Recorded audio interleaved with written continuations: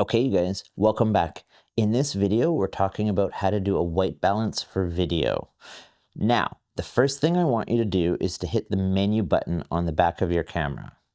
So we're going to pull up our menus. Now, depending on which camera and brand and model that you have, your menu is going to look a little bit different than mine, but I just think it's important to go through and find where in the menu your white balance is, okay? Now, I'm on Sony, and there's a ton of stuff in the menu, and it can be a little bit overwhelming, but it is a good idea to remember, in my case, it's in the exposure color section, and halfway through it's right there. Okay, so find that on yours, and that'll be the first thing we do. Now, there is a quicker way, because when you're, for example, on a video shoot and, there's a lot of moving parts and there's people and things can get stressful. If you need to work on your white balance, sometimes, you just can't find it. You're sweating and things are tense, and it's going to be tricky to scroll through the menu and remember where that is. So what you want to do is get there a quicker way. Now, our cameras have what's called a function button on the back. So for Sony, it's function, FN. On Canon, I believe it's a Q button. And I believe on Nikon, it's I.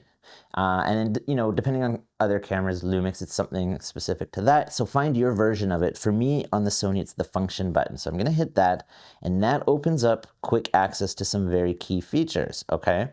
And one of them being our white balance, which is down here. Okay, so just find that on the back of your camera, get your quick access open up, and then if you hit enter, it shows you all of these different options for white balancing your camera, okay? Super easy. Now, before we go through and explore what all of those are, I'll show you one quicker way to get to the white balance. Now, I have it set on a custom button. A lot of our cameras are going to have these custom buttons, C1, C2, C3. If it's a very lower end camera, maybe you don't, but most cameras will have some sort of quick access custom button. Now, there is a video on the portal on how to set up your custom buttons, so definitely go watch that, because that will help you to set this up. But I have mine on my Sony set as a C2, so custom 2, and all I have to do is hit it once, and it gets me right there. Okay, so now I don't need to do multiple steps, because I really kind of hate that. If I want to get to something, I want to get there quick. I don't want to have to hit one button and then scroll through and get to another button. I just want to hit one thing and have the essentials, easily accessible, okay? So I'm going to come out of that. I'm going to do it one more time. So I hit C2, and it gets me to my white balance area. So now that we're into our white balance and we can get there quickly, we can actually just start to scroll through and see what these do. So auto white balance is, it's auto. So it's taking a read of the light and the colors in the situation and making its best guess on what the white balance should be. Now, more times than not, it's going to do a fantastic job. So if you're really stressing about the stuff and you're not sure, you don't want to be wrong, you don't want things too warm, too cool, you just don't know, auto white balance will get you through most situations, but you just have to be careful, because if lighting changes, the white balance then will change too. That's kind of the downside of auto. If it's cloudy outside and you're shooting, but then the sun comes out, that's going to throw your white balance out of whack. So just be aware that, yeah, auto white balance will do a great job, but it will change on you as lighting changes, okay? So what we're going to learn in this video is how to lock things in when we want to be, more precise. So, but auto white balance is there, and then this one is daylight, so things look a little warmer for daylight. Daylight is actually really nice if you're shooting outside. I find it makes the blue skies look richer, and the greens and the browns and the tree trunks, everything looks a little richer when I'm outside and I use daylight. Shade, you can see what that does, and you can match these settings up to your situation. So if it's a cloudy day, you can come down here and check out what cloudy looks like, and it should do a pretty decent job. If you're in a corporate situation and it's in an office and there's incandescent lights, this might be helpful. Okay, and you can keep scrolling through and see, and then eventually we get to our custom areas, and we're going to talk about some of these guys next, okay?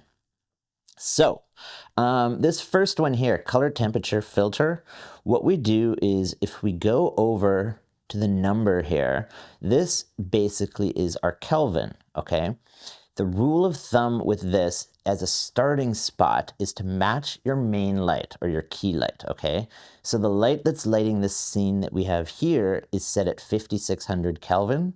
So I can actually just set this to 56, And that's gonna get us a pretty darn good white balance, okay?